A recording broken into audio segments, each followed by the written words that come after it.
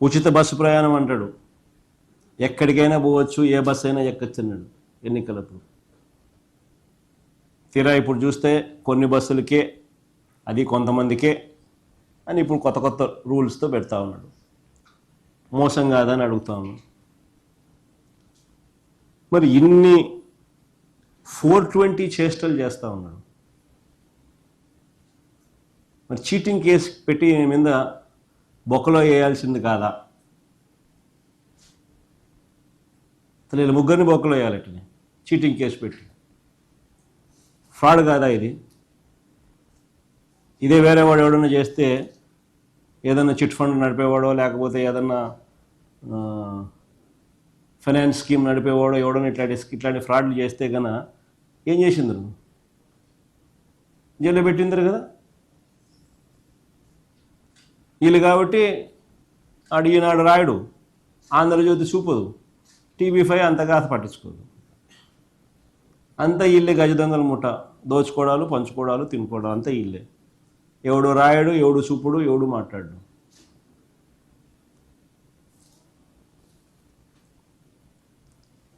మరోవైపు పరిస్థితి చూస్తే విద్యార్థుల పరిస్థితులు నిజంగా అగమ్యగోచరంగా ఉంది. ఫీజు రీయింబర్స్మెంట్ పథకం పూర్తిగా అటకెక్కిచ్చేసినారు. విద్యార్థులు ఈరోజు నిజంగా తల్లడిల్లుతూ ఉన్నారు. GER రేషియోస్ డ్రాప్ అయినాయి. లాస్ట్ ప్రెస్ మీట్లో చూపించినా కూడా GER రేషియోస్ డ్రాప్ అవుట్స్ పెరుగుతూ ఉన్నాయి.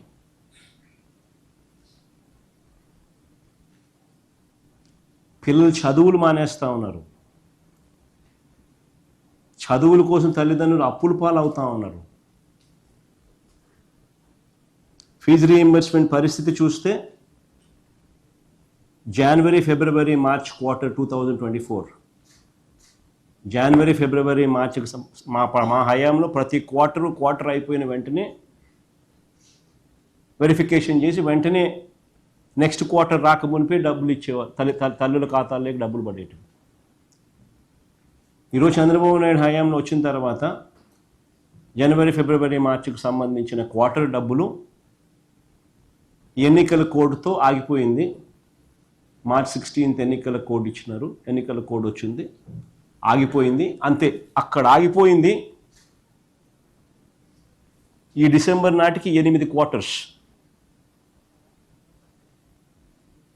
8 క్వార్టర్స్ ఈ డిసెంబర్ పూర్తయ్యే నాటికి ఒక్కొక్క క్వార్టర్కు ఉజ్జాయింపుగా 700 crores గవర్నమెంట్కి ఖర్చు అవుతుంది. ఉజ్జాయింపుగా 700 crores ఇంటూ 8 quarters, 5600 crores ఉజ్జాయింపుగా. ఇచ్చింది కేవలం 700 కోట్లు.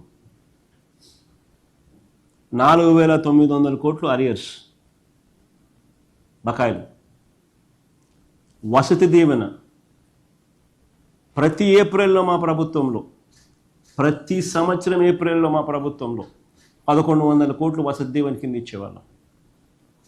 అంటే పిల్లలకు బోర్డింగ్ అండ్ లాడ్జింగ్ ఖర్చుల కోసం, పిల్లలు ఇబ్బందులు పడకుండా ఉండడం కోసం, ఇంజనీరింగ్, డిగ్రీ చదివే పిల్లలకు సంవత్సరానికి 20,000 రూపాయలు other than fee reimbursement ఇచ్చేవాళ్ళం.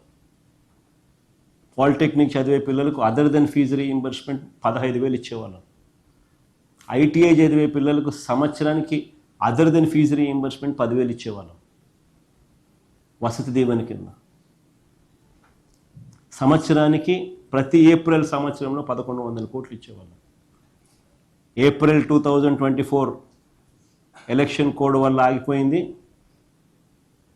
April 2024, April 2025 1100 కోట్లు, 2200 కోట్లు బకాయిలు.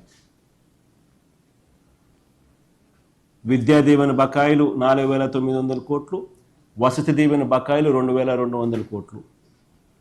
రెండు కలిపితే 7,100 crores డ్యూస్.